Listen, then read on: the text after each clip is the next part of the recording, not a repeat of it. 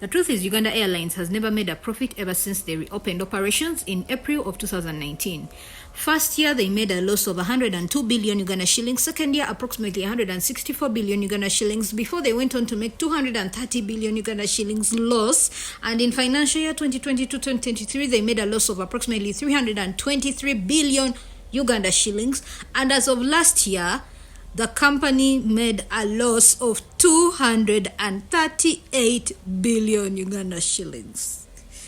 Anyway, guys, stay with me, because the CEO actually says we should rejoice and be happy because that is 26% lower than the previous year's losses. However, how did we get here? What's going on? What happened? So in 2019, we acquired 4 Bombardier contractors from a Canadian contractor who decided to somehow sell his, company due to COVID-19 to Mitsubishi. However, the Bombardiers are no longer being manufactured, and their spare parts are, however, available, but the spare parts take approximately 300 plus days to acquire, because according to what the engineer explained, when COVID-19 hit, operations stopped and manufacturing stopped. However, when COVID-19 ended, operations reopened, and everyone who had the Bombardier needed the same spare parts, yet the spare parts were not being produced. That's why the price went up, and the procurement process is long, because if you know, you know. So, long story short, the company has agreed to retire the 4 Bombardiers, but there's a plan to procure 8 other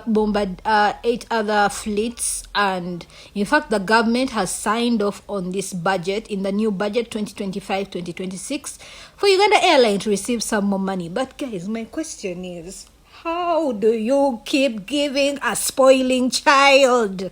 How do you keep giving a spoiling child? Anyway, the Auditor General's findings also revealed that management on top, specifically the CEO, receives over 80 million Uganda shillings per month salary. And even if the company hires 90% Ugandans, the pay of the lower crew compared to those on top is significantly large. And this just makes me question, because she herself attributed the financial losses to depreciation, which is basically also a non-cash cost, first of all.